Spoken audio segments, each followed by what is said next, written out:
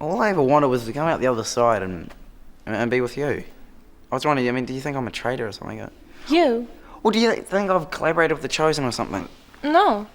You know, I thought of you, I think, what Ellie have wanted, and I tried to do it. Jack. Help me, Ellie. How? Well, tell me you've still got faith in me. Of course I have. I couldn't handle it if you'd... If what? Well, if you'd shut me up something I didn't do.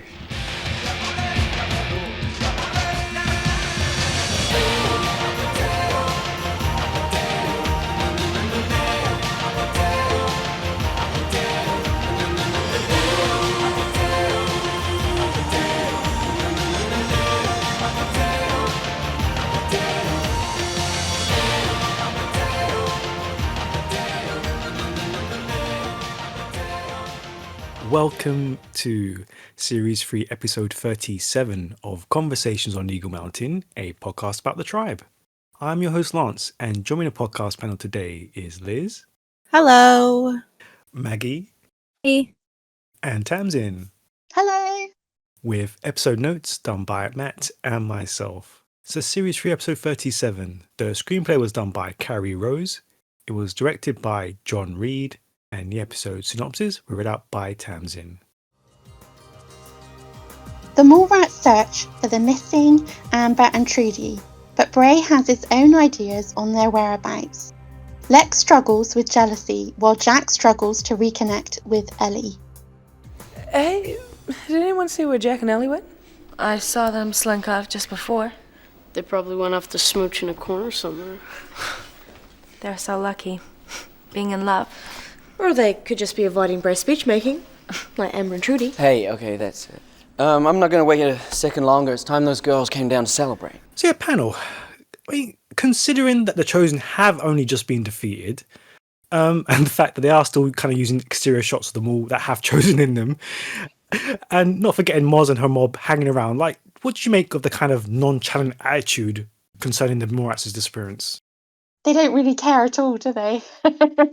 A privileged position that they have no right to have, to be honest. Like, to feel that secure that nobody would come after you, nobody, even though you've got people screaming outside your mall, demanding justice, demanding you do something. They've made it very clear they're unhappy with how you've handled the last situation. And then 2 of your members go missing. And you're a little nonchalant to not consider for a second that they could be in danger. I mean, the mall isn't this big. You guys are literally at the bottom of the stairs. You're in the center of the mall. Trudy and Amber should be able to literally hear you from where they are in housewares. Okay? If you looked up there, you might see one of them waving in the doorway. That is how close you are in proximity to them. So if calling to them isn't giving you any results, that you have to literally send a search party and go in separate directions to find them in this building, I would immediately think something was wrong. Right. I would not be like, gee, what did those 2 get up to? You know what I mean? I'd be like, something's wrong. You know what I mean? Why wouldn't they answer? Why wouldn't they, unless they couldn't answer? Like, I would immediately think, we literally just ended a war and we've got people who are upset with us. A lot of people who are upset with us. I would think something was wrong. You would think. Yeah, you'd think. I agree. And it's also who has gone missing. Amber and Trudy.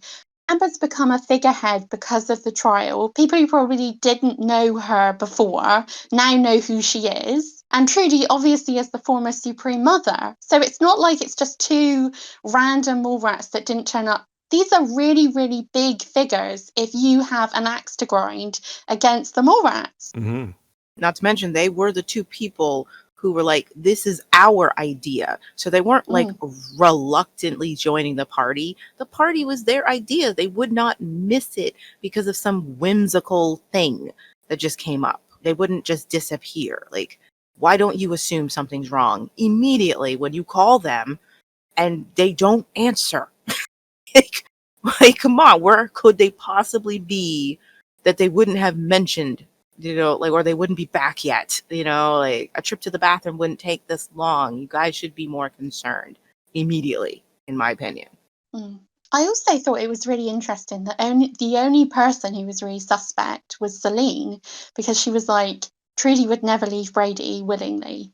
It's messed up when Salene is the most logical person he the in the voice of situation. But Yes. she's kind of dropping a couple of truth bombs in this episode. Like, she's more switched on, it appears, than a lot of the other characters when it comes to the possibilities of what might have happened, and also that it's suspect that they've just disappeared. I mean, like, Lex is there going, "Oh, Amber, she's probably making life and death choices about lip gloss." It's like, do you know her at all? Like.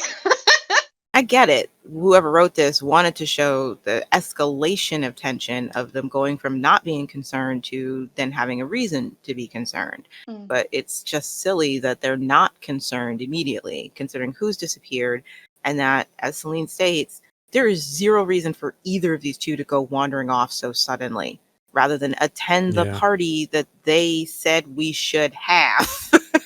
Yeah, the attitude is just crazy to have. It really is.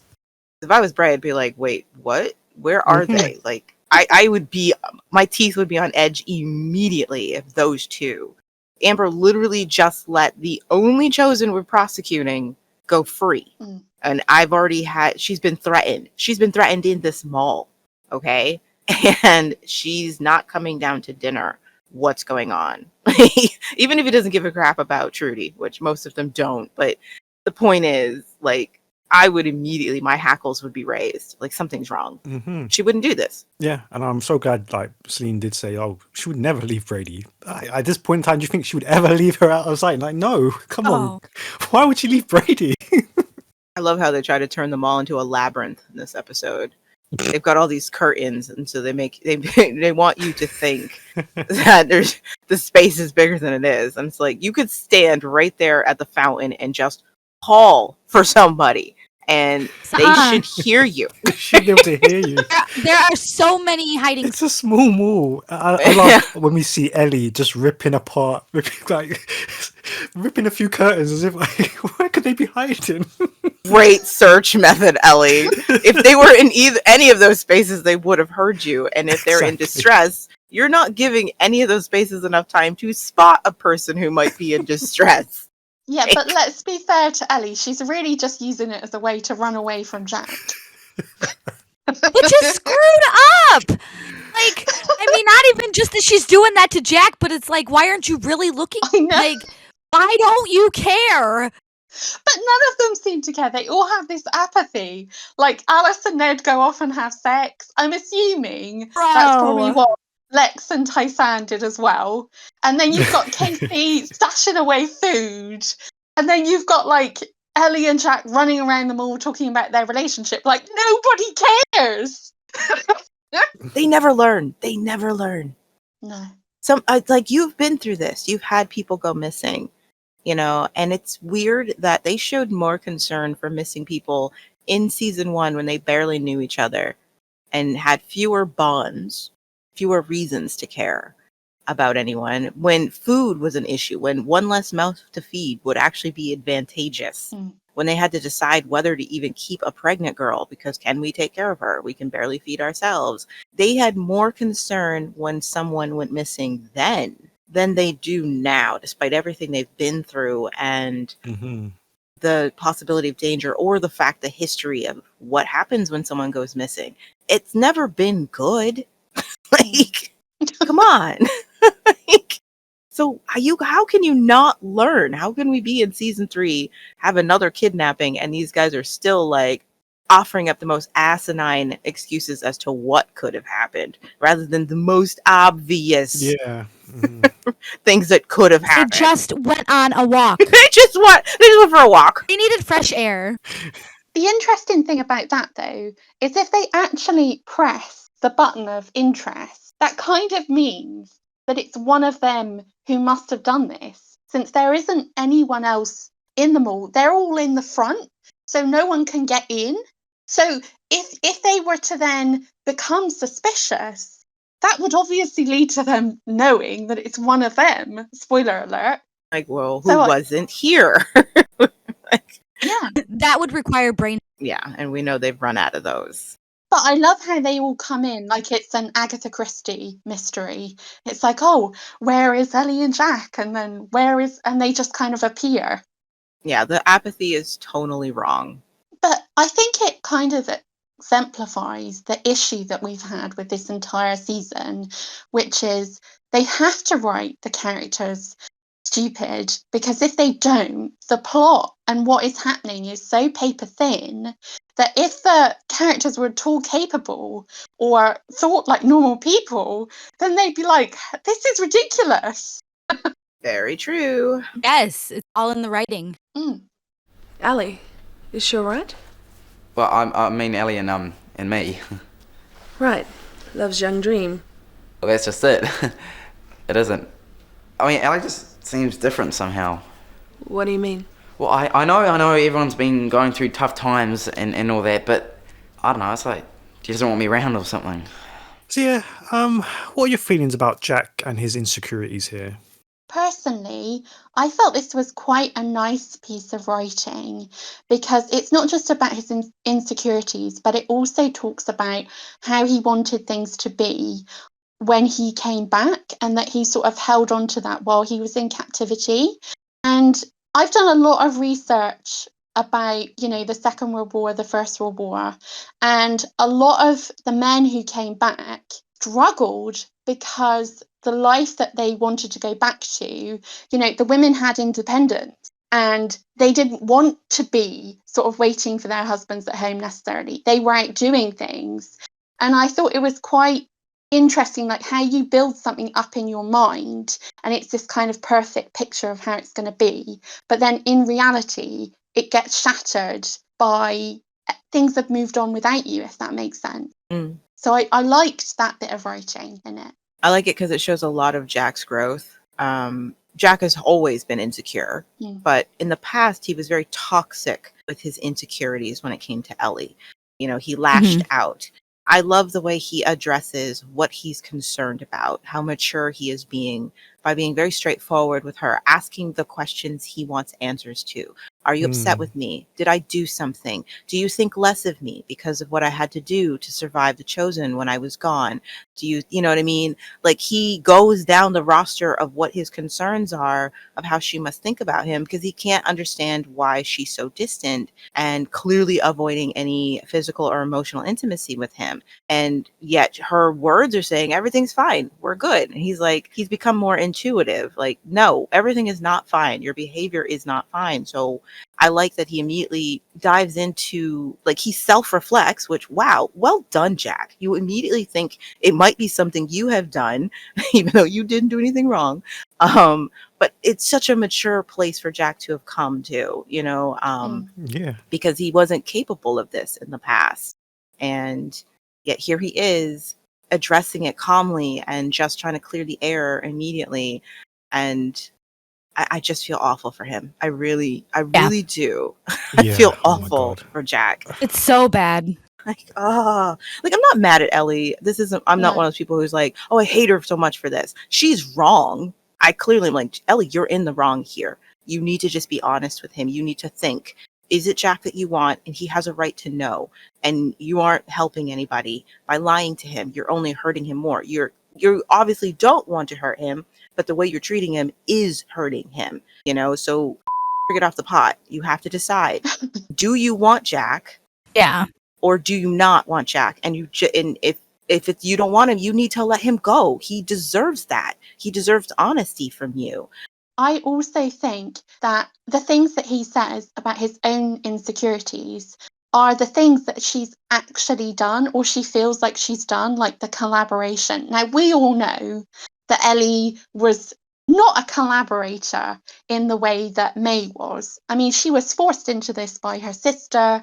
There was a Stockholm situation going on, and, she is a victim in this. But the things that he says are reflecting back the way the guilt that she feels towards him as well.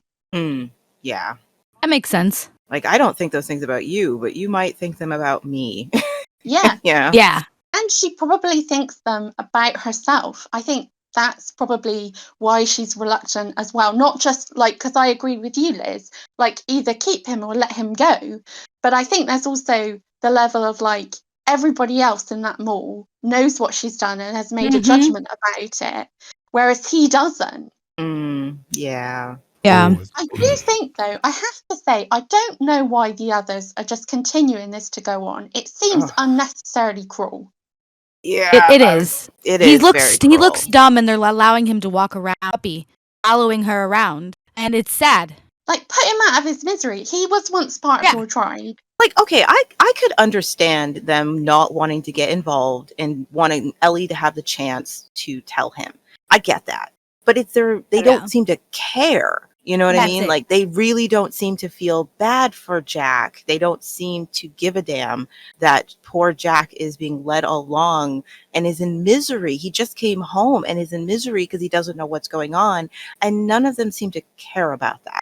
Like, I could handle them being silent because you could just say, like, hey, that's their personal business and that's between them. It's not my place to tell him what was going on. I don't have a full understanding what was going on, whatever. But show that you give a damn that your friend is going through this. Like, they don't, like, Alice, you don't care what's happening to Jack and your sister. Like, her disinterest. No, her mind's elsewhere. Blows my mind how little she seems to care about that situation. Yeah. And let's be honest, she is the one who put Ellie in that situation. Yes. She's completely at fault for this and doesn't care at all. Maybe that's why she's distant. Who knows? Oh, I don't know. I've got to be honest. I don't think they know how they're writing Alice. I think better writers, like you say, Maggie, she would want to try and avoid the subject because she feels culpable for it. But I don't think these writers, I think they've completely forgotten Alice's involvement in this because it feels like they have.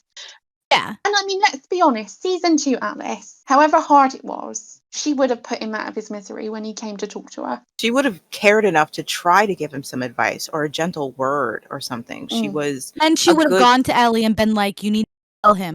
Yeah, like, Ellie, you can't do this. You can't treat someone like that. You know, back in the day, she would be like, Jack, he's a boy. He's a dumb boy, but he has feelings, Ellie.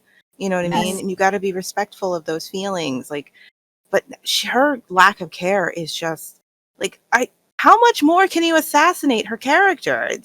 I don't get it. I don't understand a lot. I don't know who decided to like write Alice this way. How could you have watched season 2 and then written her the way you have in season 3? Like, I don't know. That just disgusted me when she just shoved the spaghetti in her mouth and just tried to ignore him. Like, this is not the Alice that I knew in season 2. Like, awful reactions to this whole situation. I've got to say, I couldn't believe Alice falling for all that guff Ned was giving her about how he got bullied at school. Could have believed it. I hate the way that scene is shot because, again, it's another moment where you're tapping into the potential for Ned, okay? And you're working on Ned showing her his humanity so that you can at least maybe buy her seeing that humanity and falling for that humanity. But then when she hugs him and she reassures him, you're not alone, you've got me. Look at his weird, creepy smile when she hugs him, when she's reassuring him. That smile makes it sound like he was lying. Like he was making it all up just to... it's really creepy. I don't think that's what's supposed to be happening, but the smile makes it sound like, I got her. I just laid it down thick and she bought it. You know what I mean? I totally thought that's what was meant to be happening. That smile. Oh, that 100%. Did you direct it like that rather than make it a sincere moment where he's actually being vulnerable and expressing how alone he often feels and ostracized, and he's actually grateful that here's somebody who sees him. Aside from all his social awkwardness and his horribleness, somebody sees what little good there is in him and thinks he's worth it. Why would you have him smile like a psycho who's like, I got away with lying to her? Like, why would you do that? Yeah, but they undercut Ned all of the time, to the detriment, I think, of the performance that Bevan is giving. They undercut all of his sincerity, like you say, and they're not sure whether they want to make him this oaf that we all dislike, or whether there's this chink of who he really is, or what it is. But every time they undercut all the time. And it's sad because Bevan sells it pretty well until that smile. And then it's just like, oh my God. And then you're left with, where were they going with this character? What was the point? Was it just to torture Alice? Because why? Why?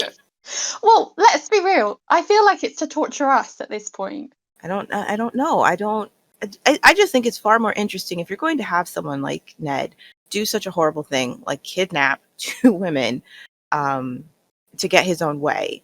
I think it's far more interesting if he's actually got good like a villain is more interesting if they've got good in them. They've got reasons that people would love them than if they're just, oh, it's just because they're bad. They're just bad. You know what I mean? Like, humanity's not like that. Even Hitler had people who enjoyed his company. You know what I mean? Like, I'm just saying, like, if you're going to write someone doing something horrible, it's far more interesting to find out that they are capable of good and they're capable of love. And there are people who see that and love them regardless of their horrible actions. That makes them an interesting character, you know? But they didn't know what they were doing with Ned. It's like it changes from episode to episode. I mean, I was going to say, like, when he did that whole speech about being the outcast, him and the kids, and like, when was the last time you actually looked after the kids or did anything with them? Like, you know what I mean? Like, you tried to lay that on a few episodes ago, like, the past with the kids and stuff, but he does nothing with them. The interaction with them is very minimal at best. It's like he doesn't have to anymore. It would help if they didn't always film it as though he was reluctantly looking after them. That's how it feels like. Like, they've never really shown, like, they show the kids have clear affection for their brother. They like to be around him especially if he's in a good mood. They count on him. They seem to fully believe their brother will never truly leave them. He'll always come back. So they're selling it on the kid's side. They're just never selling it on Ned's side. No, yeah. You know? Because I could forgive him not paying as much attention to them while they're here in the mall because they're safe, you know? And it's like a relief for him to be like, oh, I can finally breathe. They're not in danger. Most of the time, we were always in danger, and I had to have my head on a swivel to keep them safe. This is nice. This is actually kind of nice to be somewhere where I know nobody here would hurt them, and I can actually focus on something that I might want. But they don't do any of this. Like, these are all ideas. And I'm surprised that not a single one of these ideas popped into their head when they were working on this character, when they were workshopping him and what they wanted out of him. And just a waste of a good performer. Do we think it comes back to the clear lack of planning that I felt throughout, that we've all kind of felt throughout season 3? It could, you know, it could, but I feel like even on the fly, you can find a way to, if like, oh, this is the only episode you're in charge of. You have no control over any other. For example, remember when Harry actually stepped in to write an episode after we'd had nothing but trash episodes, and then we were like, oh my gosh, you could tell this was Harry. Harry had that one episode to do something with it, and he did. You know what I mean? It's clear he didn't have any say in where this was going to go or what had come before, but he made his episode and the writing count. He actually tried to delve into the characters. So I can't give them the excuse that the reason that in any given episode Ned is all over the place due to the planning of the whole season, you know, because it's like you could have still made this work just in this episode, just in this scene, and you're not trying. Why aren't you trying? Yeah, they wanted us to hate Ned from the beginning, and then they tried to pull it back when they realized they were going to do a relationship with Alice, and then they still made us hate him. I mean, it's like he was made to be hated. That he wasn't made to be liked. And then you have these moments where it's like, maybe they wanted the audience to hate him, but they were really bad at showing why Alice would like him. Like, they clearly struggled with that. And it's like, you've done it before. You have shown hateable characters still being able to charm another character and making them fall for them. Yeah. You know, like, we may not have agreed with Lex and Zandra, but we at least understood why Zandra liked him.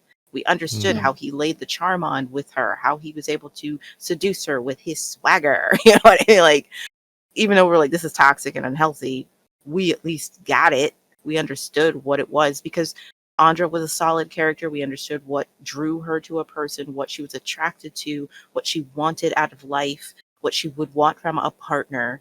And then they were able to show that Lex had those qualities. That's what she was drawn to. while making him absolutely despicable to everybody else. Mm. And they clearly cannot handle doing that with Ned. You can make him despicable to everybody and still write him in a way that you can see he's offering Alice things that she would be attracted to. But he's not really doing anything that convinces me Alice would be attracted to him. Yeah. But that's because Alice also doesn't make sense anymore. What does Alice want? Who is she? What does she care about? I don't know anymore. Mm. How did this turn into a Ned discussion? I just realised.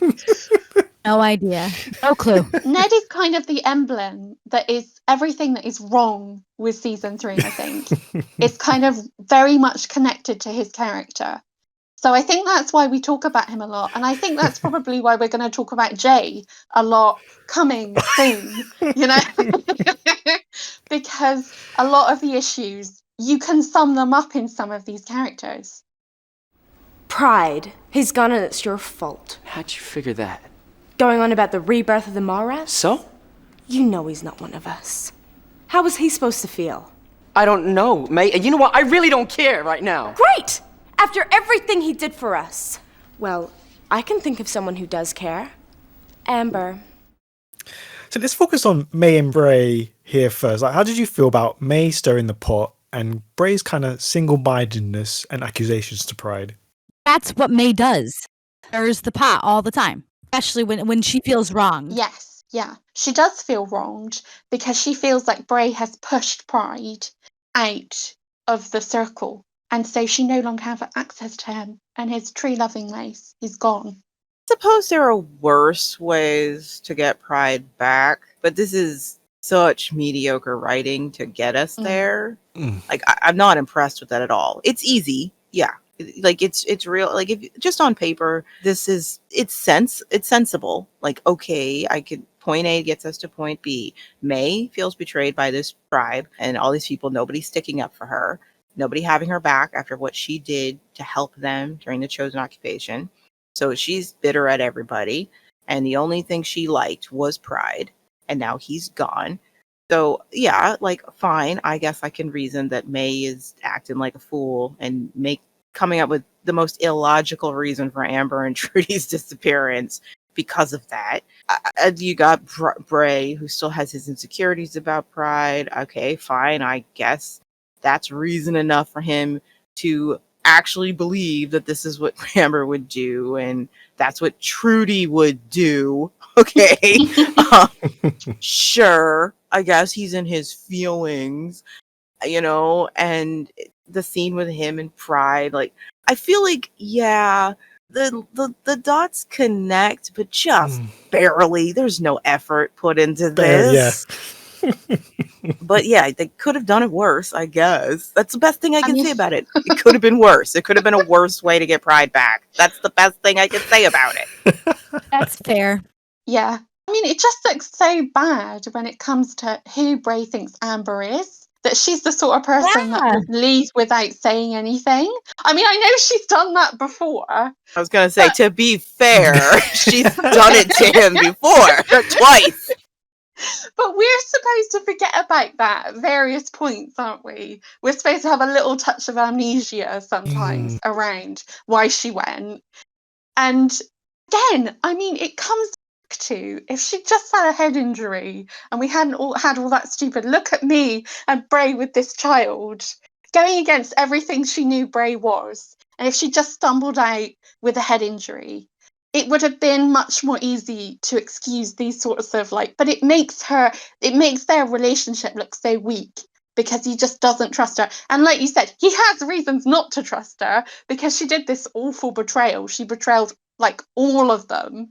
But still, it looks so bad. It's just, yeah. I'd like a better conversation to get us to the point where Bray would believe that Amber had gone after Pride when last time he spoke to her, like an hour ago, she was like, okay, I'm going to go get ready for this party that I freaking suggested. I just feel like you need an extra scene for him to jump on what May just said. You know what I mean? Like you would need something more. Like he completely ignores Selene's suggestion even though hers Which, is the yeah. most freaking logical suggestion of what Yeah. happened to the girls. So it's just like I would have liked a better conversation to get anybody to the thought of she left. They left together. You know what I mean? I would like a different reason for why he goes after Pride. You know? I mean, another reason could easily have been that he knew that she felt a bit guilty about what was going on with Pride, and maybe she went after him just to say, hey, I know you don't want to be part of the Mall Rats, but do you just want to come back for a drink and something to eat? Even that, you know, just I'd love a better reason for why he goes after them. I wish, you know, it just, yeah, I just wish they had given this conversation a few more drafts to get us to a place where it would make sense for him to think at all that Amber, who is carrying his child and literally told him, I can't do this without you. Mm-hmm. I am committed to doing this with you. I'm committed to staying here this time. As far as he knows, they are on the up and up. They're cool. Yeah. I just need a better conversation for him to believe that she and his niece's mother would just wander out and not tell anyone, not tell anybody, we got to go do this real quick or whatever. It's like he seems so convinced that, yes, that's what Amber did. She's run off with Pride, and Trudy just decided to go along because she's sick of you. Like, I just need a better reason for him to have latched onto that as the reason. That must have happened. I must find Pride. You know what I mean? I need something better than the conversation we got. It's a really bad conversation. I mean, a more obvious reason to have Bray go after Pride is because he does think that Amber and Trudy are missing, and he needs Pride to help them find him. Yeah, find them. That makes more sense. Yeah. Than having he actually knows that he's just left, and he needs somebody who's going to be the voice of reason, because he's going to be stuck there with Lex, Ebony, Maze chiming in. Nobody's going to listen to Salene because nobody does. And that would make more sense that he actually went out to get Pride, to get his help. Oh, we have to let him and Pride be antagonistic to each other, which is why always Pride's attitude towards, Amber and Bray's relationship changes from what it was, where he was completely accepting of that relationship and their love and was totally fine with it until she said, I'm not going back to the Gaians. And then you're like, what did you expect was going to happen, Pride? Now suddenly he's all uppity and has a problem with Bray, because that's what the script wants them to be. The script wants them to be butting heads and it to be about jealousy, even though it wasn't that way. So no, Bray can't go to Pride for help. He has to go and accuse him of something absolutely ridiculous. Where do you think he's hiding her? The minute you saw him and saw he was alone, your questioning should have changed immediately, because where do you think Trudy and Amber are? In his duffel bag? Like, where are they, Bray? The fact that he sees Pride alone and still asks him, where are they? I would have seen, I'd understand if he saw them alone and was like, crap, they're not with you. Fine, he believed this ridiculous thing, but he should have a reaction to seeing clearly they're not with Pride. That should make him even more scared and worried, because I latched onto this. At least I would know where they were, and I didn't find them with you. There's a problem. Something's really, really wrong, because I can't think of any other reason they would disappear. And so his line of questioning with Pride, his attitude, everything should change at seeing that Pride's alone. Like, but no, where are they? Is Amber with you? Pride should have looked around like, does it look like she's with me? Where, Bray? Where do you think I'm hiding her? Like, seriously. Like, why didn't anyone check to see if their stuff was missing? Like, if you think they just decided to wander off, they changed their mind in the middle of getting ready for the party, why didn't anyone even look to see if their belongings were gone? I still can't believe they would believe that Trudy would do this. But if you're going to, try to make it make sense. Just put a tiny bit of effort. I'm asking for a sprinkle, just a taste of effort, that their things are gone. They then you could at least understand the character's belief being enforced by seeing that something's missing. Some of their stuff is gone. So maybe they did run off. But you literally saw one of their belongings on the floor in the room. Like, they didn't take anything with them. They clearly didn't wander off with pride, you moron. My question is, how were they actually taken out of the mall? Oh my Nobody gosh. seeing them. Like, Nope, how we're not did doing that again. happen? Nope. See that hole in the basement. Hole in the basement. Oh, We're not going down that rabbit hole again. We don't know. Magic. magic. Always magic. I mean, and yeah, just to finish this off, let's go back to Salene in all of this. So I wanted to ask you a question. So after giving like her support previously, like, how do you feel about Bray not having any time for her during this crisis? I think it just made I sense. think it kind of makes sense. Oh, yeah. Snap. I don't think that Bray actually listens to anything Salene says. She's just this panicky woman that appears every now and then and kind of flips her lid. And he has to either talk her off a roof or, calm her down, get someone to calm her down. And I just, like, even though she's speaking sense and she also wants support, he's not in a place to give it to her. And he's not really listening to her either. Did like that moment. I think it's an important moment for Salene. Like, if we want to look at the whole of her character arc and what's coming down the pipe for Salene, this is a really nice moment, and it's necessary. From the moment we've met Salene, she has needed someone to take care of her, to solve her problems. Yeah.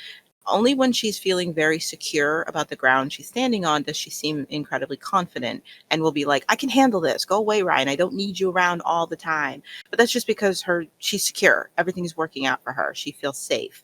And but most of the time, Salene is grasping. Somebody please hold my hand. Somebody please give me a direction. I really love this moment where she's bringing this concern to him, but the real reason she's bringing it to him is because she's afraid of what's going to happen next, and she's looking for reassurance. And for the first time, someone looks Salene in the face and says, "You're gonna have to deal with this on your own. I can't hold your hand. I don't give a crap about your fears. I am worried about the mother of my child." Okay, for once, you're gonna have to think about other people and take care of yourself, Salene, because other people have problems and they can't toss them aside every time you have a problem. I think that's really important for Salene. I think she takes it to heart, having someone literally tell her that. You are the only one who can fix whatever's going on with you, Salene. I can't do it for you. I don't have the time. I've got my own problems, Big girl panic. Yeah. All true. However, she was just talked down from the roof. He could have been a literal ledge. A little bit more tact in his approach. Well, this is Bray though. In this moment, he doesn't have tact. He doesn't have it to give. And see, that's why I like it. It makes sense for Bray to snap at her in this moment. Yes, this and isn't it's like real. Oh yeah, right. It's not like Bray's just chilling and everything's going great for him. Because any other time, we know Bray would drop everything to Absolutely reassure her. sit there, placate her, do what needed, say what needed to be said. Everything. Right now, he just doesn't have it in him. No, just like everybody else will do. Exactly. And so that's why I thought it was important for Salene, because I'm not saying it was nice, especially considering where her headspace is and what she's gone through. I'm just saying it was important. Mm-hmm. It was important for Salene to hear it. It doesn't mean that what she's feeling isn't valid or anything like that. Like she's being scared for no good reason. She's got very good reason to be scared that this might all start over again. And she barely survived it the first time. So yeah, her being scared, all of that, going to someone that you consider your leader for reassurance, who always gives it to you, all of that. I do feel bad for her, but I'm not mad at Bray in this moment for giving her a harsh truth, because he's got bigger problems than her fear, and again, everybody's always handheld Salene. And she never seems to care about anybody else's problems. Hers are the most important problem in the room, and everybody's supposed to help her. And right now, Bray can't. He's in no headspace to hold your hand, Salene. Sorry you're scared. My baby mom is missing. Don't you think I'm scared? We are all scared. Well, not everybody. No, let me take that back. Not everybody's scared. Take that back. Some of them don't even care. Fine. A lot of them don't even care. 2% of the mall is scared. 2%. Can you imagine if these were your friends? Oh, you'd be so depressed. See, You know, it made sense back in season 1 that they would have to put up with these things because it was about survival. There really wasn't anywhere else to go. Like, if you found a safe place, you're gonna have to put up with the people in the one safe place you found. Okay. But you guys don't have to be in this mall together anymore. And the way you treat each other, I don't know why you are. Yeah. You could go anywhere. You don't need this anymore. You barely tolerate each other. Just go live peacefully somewhere else at this point. And to think that this dinner and this party was to reunite them all and, you know, they're a tribe again. And it would be beautiful if that actually had a purpose. Like, somebody was thinking of a theme. The dinner was supposed to bring them all together. And the dinner doesn't happen, and all we see is that these guys are not united. They're not all together. I don't think that's purposeful, though, but it would be great if it was. You know, there was a meaning behind it. You know, you just needed a reason for everybody to have to be in one spot at one time. So when people didn't show up, that's why. Trudy and Amber really were the only ones interested in reunification. Maybe Tai-San. Everybody else was like, whatever. Sure, I'm Tai-San hungry. just wanted to hold hands with everyone. She's like, you guys haven't let me hold hands with you ever since Ryan left. I need it. It's been so long. While we're on the subject of Tai-San, and I know I bring this up every time I'm here, why is she still wearing the Supreme Mother outfit? Why? Why did she go to the unification party and not get into her new tribal gear that we see her wear later? Why has she changed her hair but not her outfit? Because it's supposed to represent the separation between her and Lex still on an emotional level. I mean, that's what I would be thinking if I was the costume designer. Or she's just wearing it for the Guardian. No, you're not putting those rumors to bed like this, Tai-San. It was good of you to save him. So you've come to tell me I'm a heroine? I wouldn't go that far. Oh? Well, how far would you go? Well, I'm as curious as he is. You don't do anything without a reason. Well, did you have anything in mind? I can't think like you, Ebony, but I know that you use anyone to your own advantage. But you're not going to do that with Luke, are you? So yeah, panel, I mean, we have kind of touched on Ebony kind of already positioning herself for power and that Luke may be of use, but like, what do you think of kind of Ellie's kind of acute reaction to what Ebony is actually doing here? I think it works on two fronts. One, she knows Ebony's not trustworthy. It's nice to know that somebody remembers that Ebony can be a threat. That's nice. Yeah, sure, you were with the rebels. It was to your advantage to be with the rebels. If you could have gotten in with the Chosen and taken over, you totally would have done that. Now, again, it's not like the writers are making it clear that that's what Ellie remembers about Ebony, but her being cautious of Ebony makes perfect sense to me on that front. And two, yeah, she likes Luke. She's interested in him, and here's another woman paying attention to him, and he's grateful to this other woman. As we'll see, the structure of Ellie and Luke's relationship begins to fracture once again. Now that they both have their freedom, she went from being the most important person in Luke's life, the only thing he was living for, and doesn't actually react very well when Luke starts to find other things to live for. And Luke also has problems when Ellie finds other things to live for. Again, that messed up attachment they got. Under those circumstances, once those circumstances change, they really can't find a balance with each other. So I think the moment with Ellie responding this way just works very well. It makes perfect sense to me. Yeah. It is nice to see the scheming light in Ebony's eyes again. Oh, yeah.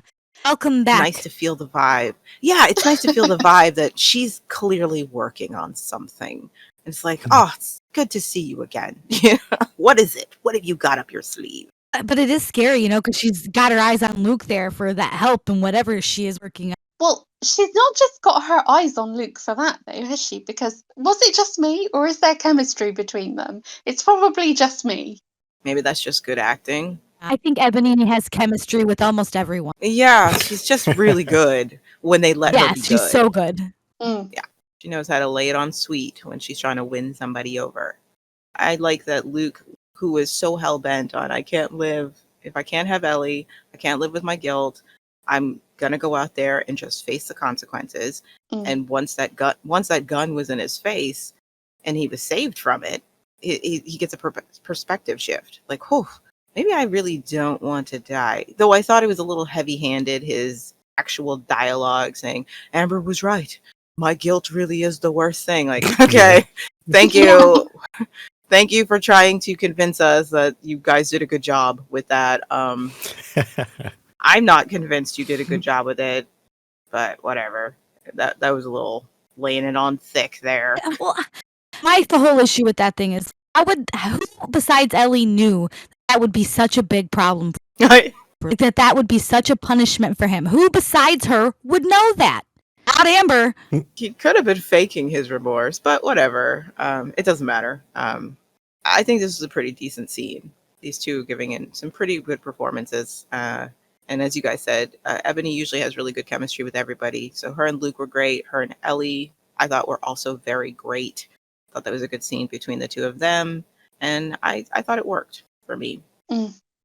I liked, Ebony's really laying it on thick with Luke. And he wouldn't know to look out for this. That this is it's a trap. You know what I mean? Like, he wouldn't know.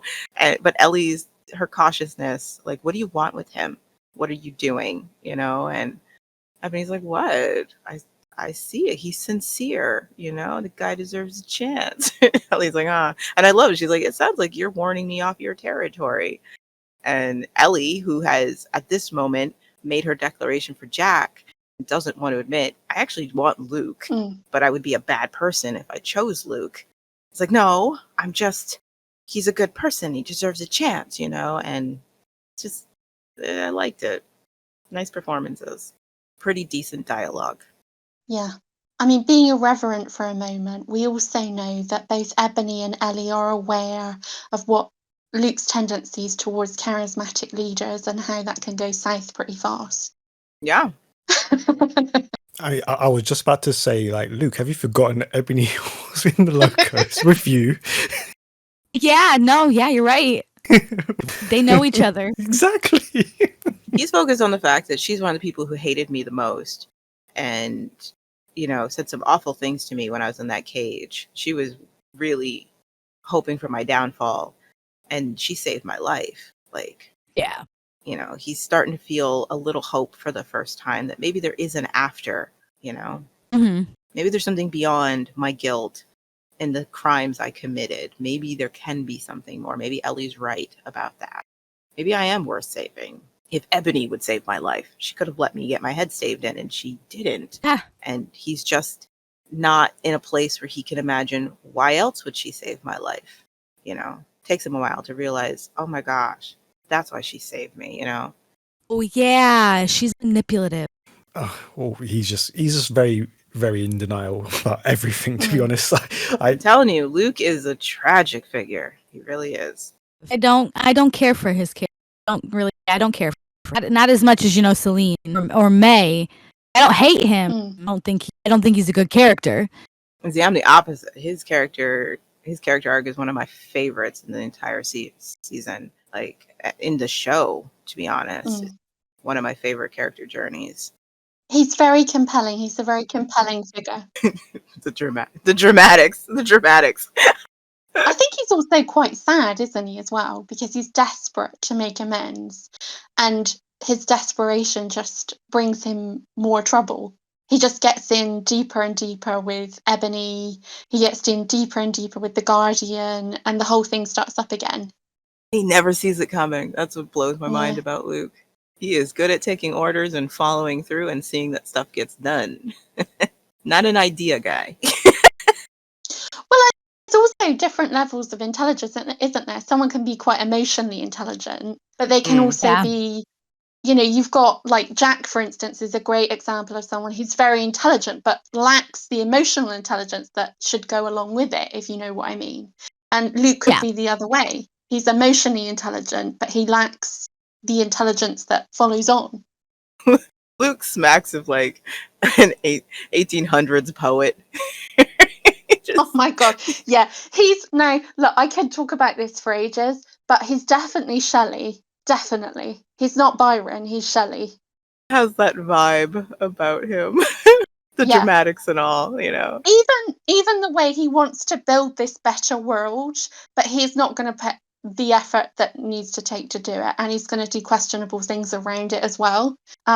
He's definitely Shelley. He's definitely got a wife in the country with 2 kids, and then also having an affair with Mary Shelley, and also having an affair with her sister, but saying like workers' rights. Yeah, definitely.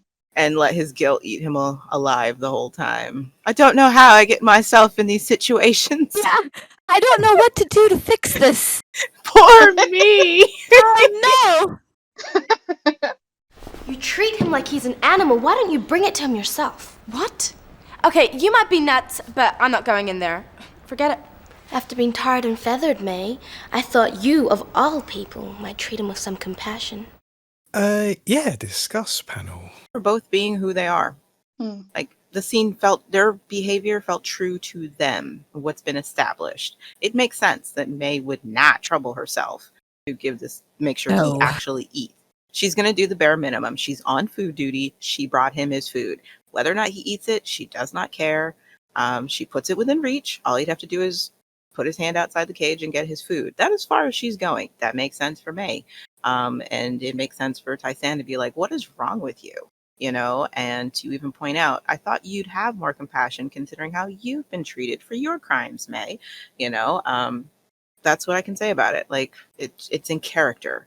I don't feel either way about their points of view, to be honest, because I feel like Tai-San is taking her compassion talk too far. You know, May is in a mood today. So I'm just kind of like, I don't really care about either of your points of view, to be honest, because nobody wants to find the middle ground.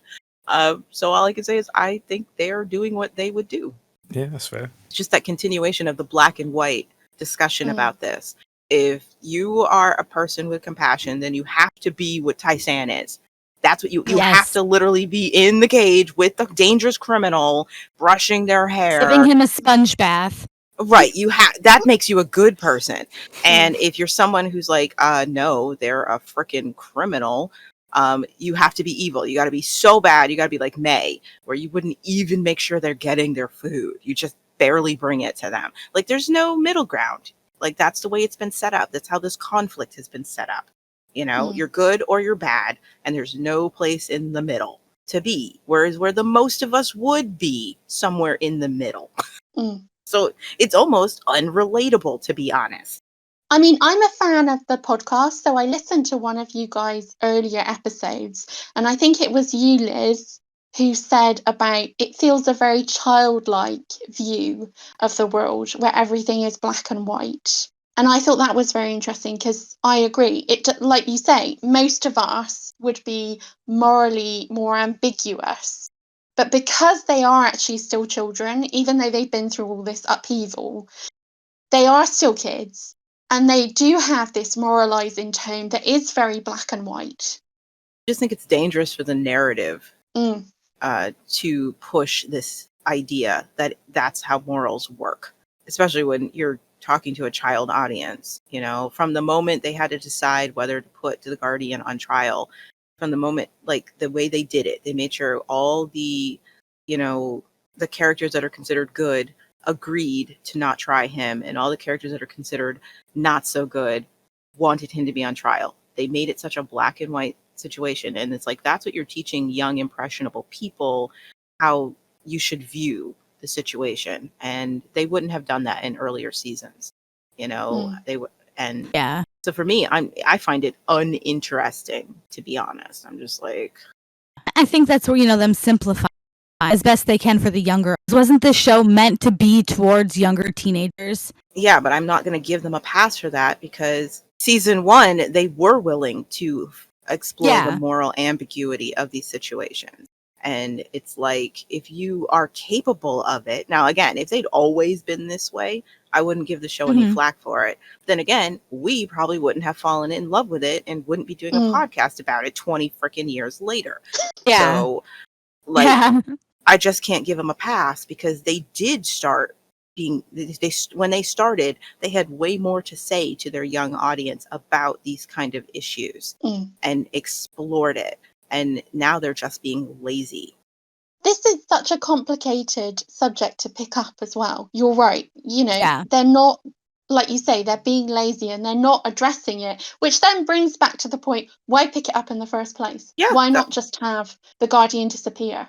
If you don't want to do it, then don't do it. They handled the subject of sexual assault better in season 1, and then you see a repeat of it in season 2, and it's much more simplified in season 2 compared to how it was in season 1. It's just like, don't do it. If you don't want to explore it properly, then don't bother. Nobody's forcing you to put these storylines in your show. I'll never forgive them for having a better discussion about punishing somebody or the death penalty when these kids were younger in their life and like younger actors and looked like children having the discussion compared to now where they all look like young adults and they're trying to have the same discussion and it's lame ass.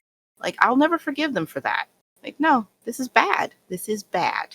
I would also add, I thought it was interesting that Tai-San sort of claps back at May when she mentions about May being tarred and feathered.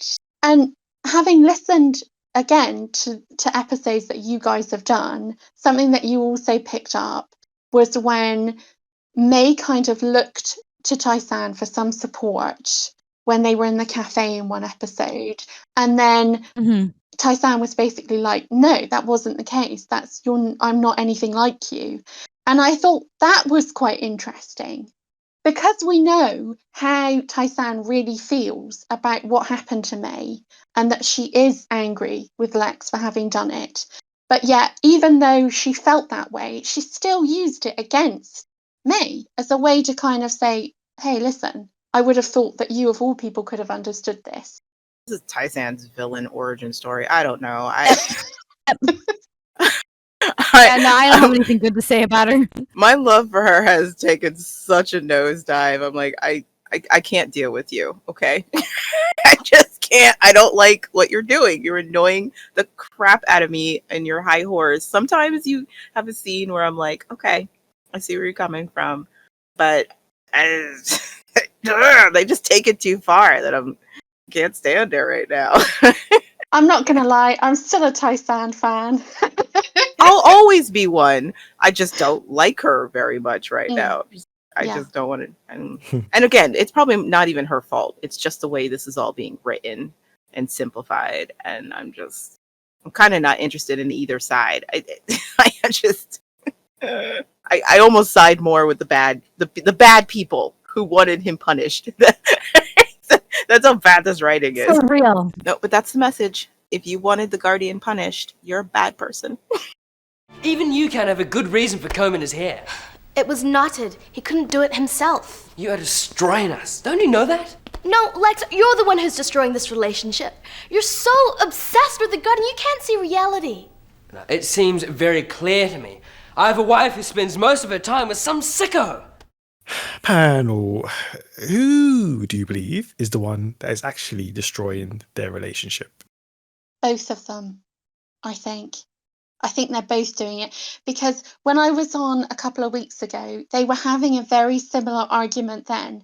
They keep having the same argument over and over again, and the outcome cannot change because he wants her to admit that more happened with the Guardian than actually did. Now, obviously, we know that they got married. He hasn't told him that. But it's clear that she never viewed that as the marriage that she has with Lex. That was just something she had to do to survive because the Guardian was out of his tree at that point. But the outcome of this can never change. They can never tell the other person what they want to hear.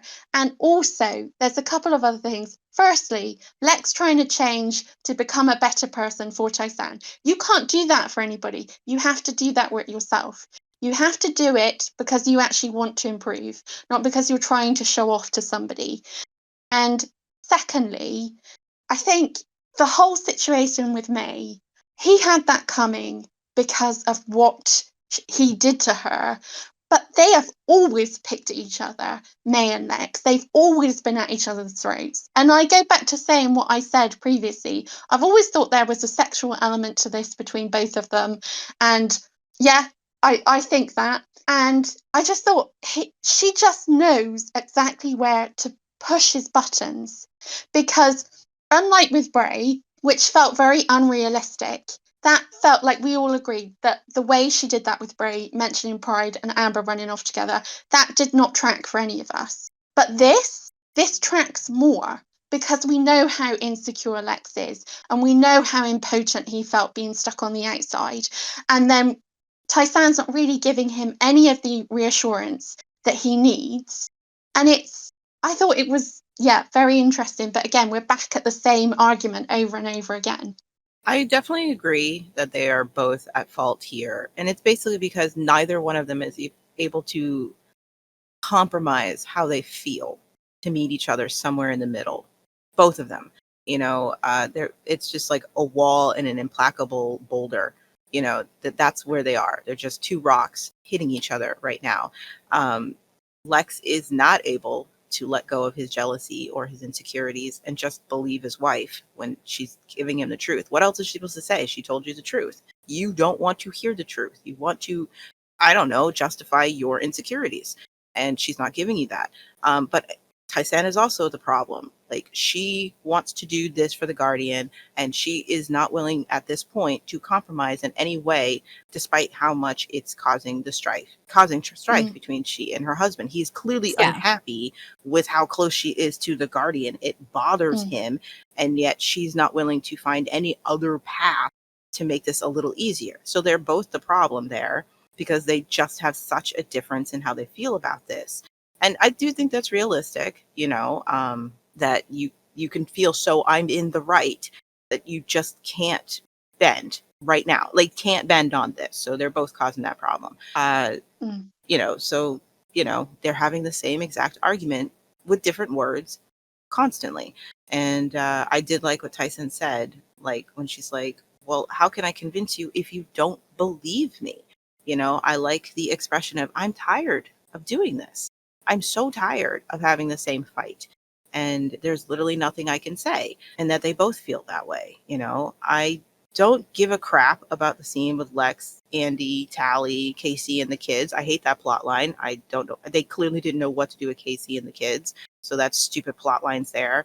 I don't like Lex walking in and chastising them over the frickin' food. Like, why is this here? Like, I don't care about the scene, and it kind of feels like it comes out of nowhere. Lex chastising them and going off on Casey about leading kids astray. Like, where did this freaking come from? You know what I mean? Why are you so bothered that the kids stole some of the food off the table? None of you seem interested in eating it. Like why does it matter that they took some food? Like, give me a break. There's plenty. Who cares? So I don't give a crap about that. It's dumb. Like, you could have found it. I just think it's stupid. Just have the kids take some food and let them use that scene to bond. You know what I mean? And get closer together or something. I don't care. But Tai-San and Lex, right now, neither of them can compromise on how they feel about the situation. And so they're both causing the wedge. And I understand both of their points of view, I get how they both feel, and it sucks. It sucks. You can't you just, at that moment, you can't find your way through. You're just butting up against each other constantly. They're going to get there. They're going to figure it out. But right now, they're just not there. I would also say, whereas we were talking about the blocking in the scene with Alice and Ned being all wrong, I actually really liked the blocking towards the end of this scene when they both kind of resigned to how they feel. He's on the bed in the most openness that he can possibly be, and she is standing in front of him. And I thought it was a really nice way of showing that even though they have this going on, they still have a connection with one another, as opposed to what we saw with Alice and Ned, where the blocking was just all over the place and the message was lost. These are two people who would like to find a way through this, but because they're only 16 and they got married, they don't know how to sort of get past this impasse. Yeah, I like that too. They're both still trying. Like, why else would they still be fighting about it? You know what I mean? Like, if neither of them cared enough, it would be so easy to simply walk away. Like, it's not worth it to me to do this with you. Lex keeps coming back to fight with his wife because they're fighting for each other, which I do like. Again, I just really love them as a couple. They are fighting for each other, even though it's exhausting and it sucks and it's repetitive, but they wouldn't be fighting for each other so hard constantly if they didn't care, like Lex especially would just walk away from this. Tai-San would totally walk away from this if she didn't want to be with this man, and Yeah. yeah, they're both at fault, but I don't think either of them are bad for being at fault, I guess. You know what I mean? Like they're both in the wrong in some way, but I'm not like mad at either one of them for it, I guess. Okay, I'm going to be on the wrong side of the panel then today, because I'm going to make a stand here and say that I think Tai-San is in the wrong at this point in time. That's fair. Okay, yeah, they're both coming at it the wrong way and they're both making mistakes, but I think Tai-San continuing to care for this murderer, this kidnapper, this enslaver, I think is what is ruining this marriage. Yeah, no, I agree. Lex is out of order as well. Keeping on telling her that like she's done something she hasn't done with him, but I think Tai-San's approach is almost worse because of her closeness with the Guardian. So I'm going to kind of make a stand on that. And no, I 100% agree with that. Like she knows how he feels about the situation. Okay, knows what may help fix their problems, and she's not like Liz said, she's not willing to compromise. And Lex isn't willing to compromise. Tai-San's not helping. She's not helping at all. There's a point on that. Okay, even though I think they're both to blame, I'll give you guys a point in the fact that I actually do think Lex is trying harder than she is. Whereas, for example, he's actually putting an effort in to not make a fuss about certain things. But yeah, how else is he supposed to react to she's in the cage doing the Guardian's hair? You know what I mean? Especially when he's just been reminded of their, like, it's being shoved in his face. Whereas, for example, he made the compromise. I'm not going to attack the Guardian. I'm not going to go anywhere near him. I'm not going to do anything that would tempt me to do something that I know upsets you.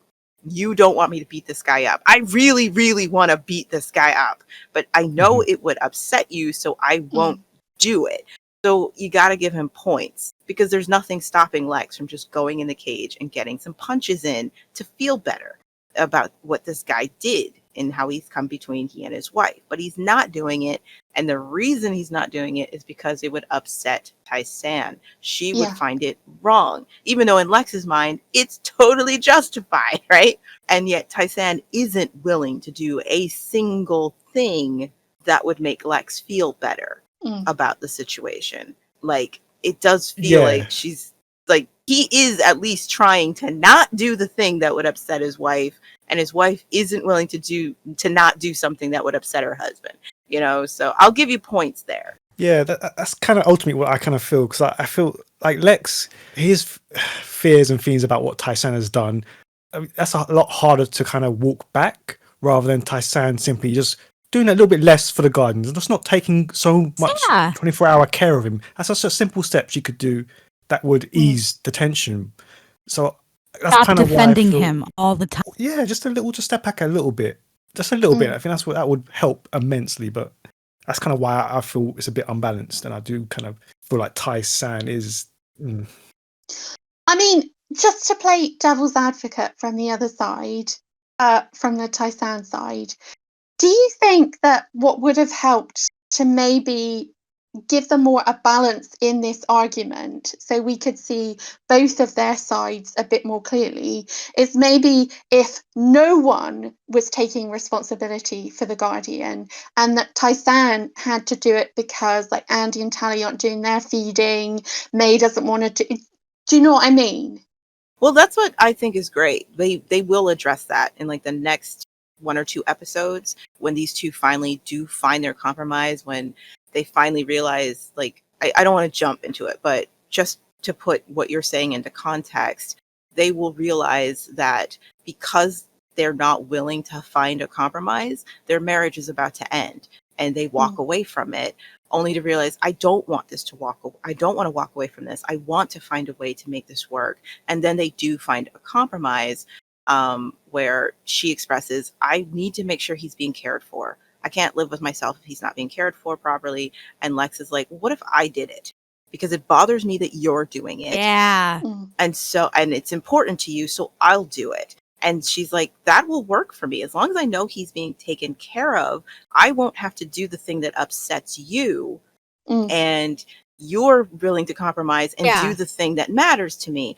So they actually do get I actually forgot about that. I did And forget about that. So. I really love that. They're just not there in this episode, you know? Yes. Yes. Yeah. Which again, fair. They are, as you said, incredibly young, and they both believe they're right. And in some ways they both are right, even though I more agree with Lex than I do Tai-San. So yeah, they do get there. And it's freaking one of my favorite moments ever. But I had to speak about it because of where we are, you know, that they actually do get there and find a compromise. And I also have to say that, again, we just don't get any development really with Tai-San. This is an opportunity to develop her, for her to be looking after the Guardian more because of maybe the guilt she feels and the involvement of what went on with the Chosen. But we don't get any development. So it is... No, it's just her, Yeah, it's just, again, another missed opportunity.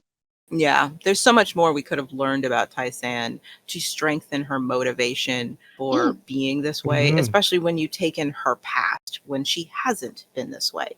Again, we had to speculate that it had a lot to do with Alice loving her, that taught Tai-San how to love in return. But she flips the switch so hard with the Guardian, you're just like, where the frick did this come from? Right. You know, because you weren't like this, Tai-San. You weren't the kind of person who would bend over backwards to help a person in emotional distress. That wasn't you. I'm sorry, it wasn't. I still loved you, but that wasn't you. You were far more distant and cool.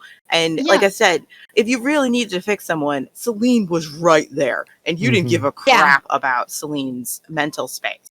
And I would say that Tai-San was more aligned with Lex and Jack in the way that they were like, you do you. She was very much morally ambiguous some of the time. And that has like you say, that has disappeared. Yeah. And you're just like, where did this come from? And they could have taken this opportunity to tell us something about her past and, you know, where she came from and why when she decides to love, she loves so freaking hard. You know what I mean? Size. Just like the Grinch. Right. Something, yeah. But Just no, a little we don't. something. We still don't learn anything about her. We still don't really get any real reason for why this matters to her so much. Like, it's almost as if she has amnesia about who the Guardian was, you know? And like, I'd understand if this was the only side of the Guardian she'd ever seen. That would make so much sense. If you know, if Tai-San had never seen his evil, if she'd never seen it, she'd only seen him like this helpless, broken man in a cage. And is like, no, I can't let you people attack him. I can't let you throw stones at him, because she didn't have that experience. But instead, it's like she just completely forgot what he was capable of and the things he did, and that people have a right to be hurt and to not like him. And instead, you're treating him like he was somehow the victim in this whole thing. And it's like, where did that come from? You can't be wrong. It's her ego. Tai-San's always had a big ego in wanting to be right. And I'd like to know why. I'd like to know where that comes from. Same. You know, I'd like to know. You could use that. You could do something with Danny. Danny was a perfect example of showing somebody having a very good reason for needing to do what they're doing and needing to be right about it. I'm still waiting for that. It's been 32 episodes. But going back to the lack of development for Tai-San and that her motivations are not very clear, I think because she is underdeveloped, I think it then leads the audience to side more with Lex in this argument, because he has had a lot of development. He's gone on this journey. Like we said, you can see that he is trying. And I think that also plays a factor in this as well. It just makes her seem stubborn for not a very strong reason. Yeah. Because the reason she's being stubborn is because she cares about the Guardian. He needs someone. But it's like, we need more than that to understand why it matters so much to you, because you are an unfleshed out character who is been quite inconsistent at times. A line that they gave Amber way back at the start of this season was about her sister being in a cult. And it would have been so easy for them to give Tai-San something about, you know, when she was a child, she interacted with people who had mental illness, or there was mental illness in her family. And that has really triggered her with how the Guardian is behaving. And she feels responsible. Yeah, we covered that. We were like, it was so easy. It came out of nowhere, Amber having a sister and her sister being a cult, but it set the groundwork for why she would be invested in helping Trudy and how she might be able to help Trudy because she had experience. Yeah. Boom. It was very easy, even though we were like, what? Where did that come from? Oh, okay. It solved the whole thing. Boom, one sentence. That was it, you know? And now we have no questions about how she was able to fix Trudy. We didn't need to see it. We just know she could do it, and she had experience, and she was invested in doing it. Ta-da! That's all you needed. Tai-San does not get magic any of that, and you're left going, why? I love you, but why? Yeah, why are you you? Are we really left going, I love you, though? I love her. I'm not saying you do. I was speaking for me, sweetheart. Don't worry. I would not force any of those emotions onto you. I appreciate you. I wouldn't dare. I love her as well, Liz. So you've got another one in your fan club. We should get t-shirts. I was speaking for myself. I love her, but I feel the same frustration that other people do with her at this point in time. Where I'm just like, there are other times, I stand up for her, but I'm right now, I'm just like, girl, you trying me. You trying my patience. Do we think that the lack of development in Tai-San actually correlates to her relationship with Lex in season 2? Because until they actually got together and got married, she had a lot of development with Alice. We kind of saw her character going on this sort of mini journey where she discovered that she had a heart and emotions, and she felt guilty for the way she had treated people. And then when they get together, yes, she has this supreme mother storyline, but really she never kind of goes outside of being Lex's wife trapped in the mall. Whereas we don't think about Lex in terms of, oh, that's Tai-San's husband with the rebels, if you know what I mean. I don't think it has anything to do with, oh, she married Lex and then she just stopped growing. I think it just had to do with the writing. You know what I mean? Like, she and Lex get together at the tail end of season 2. Season 2 was a very strong season when it came to character writing and storytelling. And so we just got a lot of great development. Whether or not you liked what direction the character was going in, you can't deny it was really great writing, exploring the characters in season 2. Season 3 is just full of bad writing. And so, yeah, any of her progress stopped. You know what I mean? They didn't really know what to do with her except for the storyline with the Guardian. And I just think it's a consequence of bad writing. It just happened to correlate with, oh, she got married, and then the bad writing really kicked in. And no, that makes sense. Yeah, that makes sense.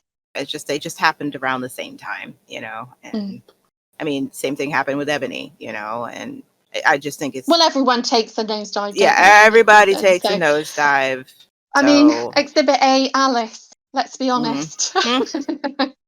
So that's just season 3 for you. At least this is in line with what we know about Tai-San. This is kind of in line, like you said, Maggie, about her ego and her need to be right. This is in line with that. What we've seen from Alice is just a million miles away from who she is. Oh, for sure, 100. So yeah, I think most of the characters just suffer from that, and you just spend all your time trying to figure out their motivations and why they're doing the things they do. And sometimes it does make a little sense. You're like, okay, I guess that works, but the work is just not being put in to continue letting these people grow and change as you do, especially at this age, at this time in your life. You do not stay stagnant, You're especially with all this stuff that's happened to them. Right. Yeah. You're constantly reinventing yourself and learning new. You aren't this, when you're a teenager, you're not the same person you were 2 months ago. You know what I mean? Like, no, it should not be the same people. No. The growth chart is exponential as you're becoming who you are and figuring out who you are. And yeah, it's just bad, really bad writing. They're all suffering from in many ways, because you see when the writing is pretty good, you see stuff like there were some good bright spots in season 3, but it starts to feel like they just can't handle an ensemble anymore. They struggle. You saw them struggling a little bit with it in season 2, but season 3 it really kicks in that they're having trouble struggling with an ensemble with so many characters to do something with. I was gonna say that. Yeah, they let some, they push some, and then they let some fall to the wayside. Yeah. Even though the whole show started as a character study, exploring every single one of these kids surviving in the apocalypse. Yeah. And then it's like They've survived. Right. You can see who the favorites are, and who are definitely the. Yeah, I was about to say it feels less like a struggle, but more they just have their favorites now. I just want to focus on them. These are the main characters, and these are the secondary, and then the tertiaries, and they're just they're just not balancing it well at all. And you can feel their disinterest. We had this a bit in season 2, didn't we, with Dal? And he definitely became. Yeah, that's what I said. You could definitely see that they were starting to struggle with it in season 2, losing interest in all of the characters, and giving a ton of attention to some and then ignoring some others. But it's in season 3 where it really hits you in the gut, where it's just like, I don't feel like you care at all about some of these characters. You don't know what they didn't. No. Yeah. So that brings us to our final thoughts of the episode. Just been checking around outside. Found this stuck near the entrance. If you want to see Amber and Trudy again, you gotta hand over the Guardian. So, panel, pretending that you didn't know that it was Ned, did you like that they had actually done some work to build it up to make it seem like it was Moz? Yeah, I actually liked it as a plot point and a cliffhanger, even though it's like I don't know why this wasn't your first thought. That it had something to do with the Chosen or whatever, or that Amber and Trudy being targeted makes so much freaking sense because of who they are. Yeah. And, the parts they've played, especially recently, but ignoring the fact that it never occurred to them that there could be a real reason that somebody probably took the girls. I did like that it comes full circle that somebody took them. And it's because they want the Guardian. And they did a good job laying the groundwork with Moz. That would be the first person. If I was Bray, she'd be my first suspect. Oh, yeah. And just a reminder that she's still out in the street, still making threats, stuff like that. And just reminding you. So it's not a bad red herring. It's actually a pretty decent one. My only issue is that they never tell us what he's actually supposed to. I know he has to hand over the Guardian, but there's sort of no time, no location, no threats as to what's going to happen to the pair of them if they don't do this. We kind of have to get that into our minds. All of that is missing from this. We don't know where we're meant to take the Guardian, even if we do give in to these demands. That's one of the few things I like about Ned being the kidnapper. He is not very bright. You know what I mean? And so certain things like that actually work out. I like the fact that Ned has been set up as someone that the rest of the Mallrats are not acknowledging exists, so that they don't seem to put 2 and 2 together, that he wasn't around when the girls went missing. Oh, he conveniently was walking around and found the note at the entrance. You know what I mean? And the fact that, the note says this is what we want, but doesn't give any further details as to how that's to be accomplished, and it's like, Ned would miss those details, Yes. And later on in this kidnapping storyline, you see little things like Ned didn't think of. It's not till someone says it, and then he's like, oh crap, I need to write another note because I didn't think of that, you know what I mean? Right. So that is my bad. One of the few things I actually like about Ned being the kidnapper, that he's really bad at this. He used magic to get the girls out of the mall, but magic. Otherwise, I like that. The fact that this note does not have any real detail of how Bray's supposed to accomplish this thing if he wanted to. Right?